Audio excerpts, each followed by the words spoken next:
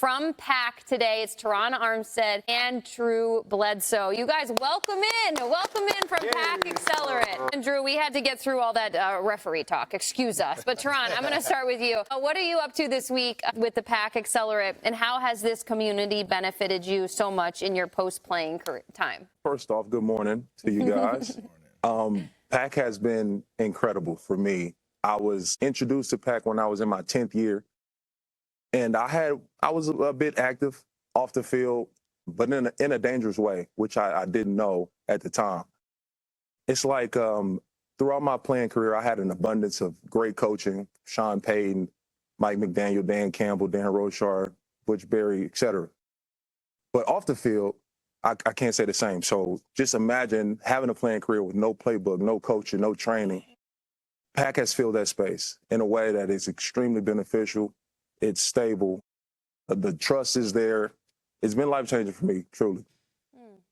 Drew, I have to imagine it's pretty special for you to have joined a community like this, and for them as well to have somebody like you in the room. What's your relationship been like with this group? You know, I'm newer to PAC. Oh, first of all, I want to say, hey, we stand with the refs. We believe in you guys. You're the best in the world, and we want you. Yeah, we want the real refs on the field. We all know that, right? So I just got to throw that in there. But for me, I'm newer to this. I've been through this transition. I've been in business now for 20 years, so I'm feeling a little bit more of the mentor side of this thing with some guys. But I'm still down here. And look, man, life's about curiosity, and so I'm still learning as well. T-Stead and I got to spend some time in Dubai together over there for the World Government Summit. Thankfully, we left before the missiles started flying and got back. But being able to be a guy that's been through that transition and then share some of my experience with some of these youngsters has been awesome. Fantastic to have you guys both. And if you're here, we got to ask about stuff that's happening in the NFL because of your expertise. So let's focus perhaps on a team that was nearly there to go to the Super Bowl, and that is the Denver Broncos. They upgraded their offense for Bo Nix, who will be coming back from injury in a big way this offseason, by trading for Dolphins star wideout Jaylen Waddle. Yesterday, their general manager, George Paton, addressed the media and talked about the kind of player Denver was getting in Waddle. He's one of the more explosive playmakers in the league, first and foremost. Great makeup, great competitor. He'll fit in well with our room. We really like our room. I've said that on a number of, Cortland and Pat Bryant and Troy and Mimsy. So we have a great room, and he just upgrades, or he just helps the room and opens up the run game. He'll open it up for the other receivers. So we think he'll fit in well with the group. I can just envision Bo Nix going through his rehab, and he sees this trade go down. He's like, who? What? With me? Jaylen Waddle? What a gift. Terron Armstead, you know Waddle. You played in Miami, and you also know Sean Payton very well. So what does Waddle bring to this Broncos offense now led by Sean Payton, and what a gift it is for Bo Nix? It's truly a gift. His explosiveness, competitiveness, he's a dog. You guys don't really know much about Jaylen Waddle, his personality. He's a very quiet guy. He keeps his head down and works, but his nickname is Ski. It's because he be sliding on folks. The speed, the elusiveness, the competitiveness. He's grown. I've watched him grow over these last few years as a leader, as a professional, as a man. We haven't even seen his best ball yet. It's truly a gift for the Denver Broncos. Drew, I got to ask you in regards to Bo Nix. Number one, what have you seen in his development so far? And then also, what do you think that he has to do to take the next step going into year 3 in his career? Well, first of all, I have to admit, it's kind of hard for me to cheer for an Oregon Duck. They kind of have my number in college. We're surrounded by all these Duck fans up in the Northwest, and they're a little bit annoying.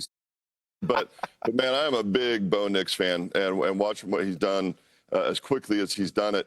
And then, look, as a quarterback, your play caller can be your best friend. And if you've got a great one, man, it makes life easy. I was with Sean for 1 year in Dallas. I had 8 coordinators in 14 years. Sean was definitely my favorite play caller that I was with. One play built on the next. I always knew what was coming next. He's very calm most of the time, and as a quarterback, man, it's just a great thing to have in your corner, to have a truly great play caller that sets you up for success. Drew, I want to ask you about that. That's fascinating. 8 coordinators in 14 seasons. Not that Bo Nix is there, but he went through a lot of change between his college stops that he made along the way, and now that he is obviously new to the NFL. But what does it speak to a young quarterback like a Bo Nix who can go through changes like that? And how do you think that actually helps him in his maybe processing or or his decision-making and the development of his game? Yeah, I mean, I think, there's a case to be made that it's good for you to have to deal with a lot of different play callers, good for you long term.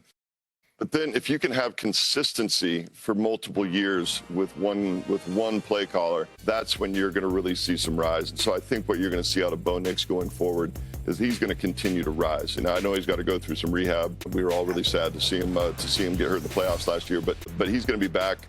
But man, that continuity, having been through change, that creates growth for him. But I think you're going to see him continue to rise as he and Sean and their relationship continues to develop and evolve over these years. And now he's got a dynamic new target. That was news to me this morning. So that's only going to help him rise as well. Drew, first of all, I got to say, go Huskies. I apologize that you're a Cougar. Go ahead and lay that out there. We want him to stay on the show. This stuff never ends. I'm sorry you couldn't get into Washington State and have a fallback school. That's great. I respect the crap out of your career. I want to get your take. I want people to understand, especially from the quarterback's perspective, like you, what does adding Jaylen Waddle in association with Courtland Sutton, in association with Troy Franklin, what does having those guys on the outside do for your offense and your running game? If you can force the defense to commit two guys to one of your receivers on most plays because they're afraid that he's going to blow the top off the defense, it opens up the rest of the field. And I had that at times in my career, with Terry Glenn, with Eric Moulds, with Peerless Price. I had these guys that could really blow the top off. And man, it opens up everything in your offense because there's that implied threat on every single play that if we don't watch out for this guy, if we don't put a safety over the top, if he doesn't get some help, he can blow the top off and score on any play.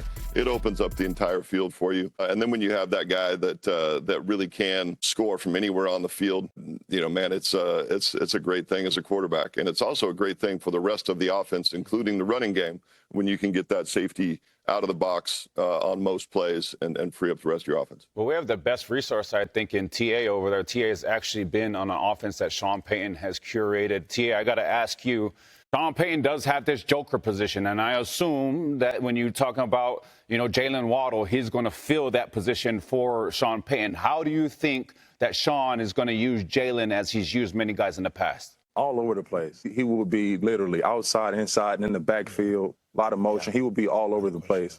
He'll be a distraction for defense and his pre-snap movement. The space that Waddle loves to play in, Sean will create through scheme and schematically. If you get Waddle with the ball in his hand with just a little bit of space, it's dangerous at all times. And you add all the weapons that you guys just spoke about, Courtland Sutton and et cetera. This Denver offense, Bo Nix get back healthy, scary. I absolutely love the context that Drew and Terron are adding here. I just want to put out a little list and show you guys just how much Sean Payton's loved the speed over the years and what he's been able to do with speed. This is a list of guys who have all had career years under Sean Payton in his offense. Brandon Cooks, Devery Henderson, Reggie Bush, Darren Sproles in those 3 years. Yes, I could see Jaylen Waddle also hiding in the backfield. All those routes out of the backfield, that's all Sean Payton influence. Ted Ginn Jr., you add that to the equation of Courtland Sutton, Marvin Mims, Troy Franklin. This is a guy who can score from anywhere. Screen game, jet sweeps, gadget guy, posts. I mean, he can really do it all. So I think this really unlocks this offense in Denver. I think this is one of the most exciting trades that has happened this offseason, truly. It's awesome. It's great takes about the Broncos, and if this can help them move beyond what they were handed this year in the AFC title game, of course, without suffering the injury to Bo Nix, this season could have looked a lot different. Lastly, Drew, I just want to give you 30 seconds on if you want to speak up for the officials once more and the fact that the NFL is trying to pass this rule about using technology. I mean, you clearly have a take about what this might look like with or without. Are you into the technological involvement that the league is trying to bestow upon fans in the game, or are you wanting to just keep it old school? I'm a little old school. I mean, look, these refs, they truly are the best in the world at what they do. We got all these different camera angles and all this stuff, but that human part of the game was always important to me. And so I like to see the game in the hands of the guys that are on the field, both players and referees. Look, I mean, I know that there's help that comes from technology. I'm not immune to that, but man, I love seeing these guys on the field with the game under their control. You guys are bright and brilliant. We really appreciate having you on GMFB. Hold on a second, Jamie. Go ahead, Terron. Go, TA. Go ahead. My referee experience isn't the same as Drew. I'll leave it there. Look, I didn't say they were right, man. They're wrong a lot, but but they're still the best in the world. I'll leave it there. Yeah. Terron's like X-nay on the human error A. We want to have the technological help. All right, we'll see how this goes at the league meeting, which is down the street from the PAC Accelerate. These guys are sitting out in Phoenix, Arizona. Drew Bledsoe, Terron Armstead, thanks so much for coming on GMFB. We appreciate you guys. Morning, guys. Now they're going to have to shake hands and go talk about officials. What a fun time.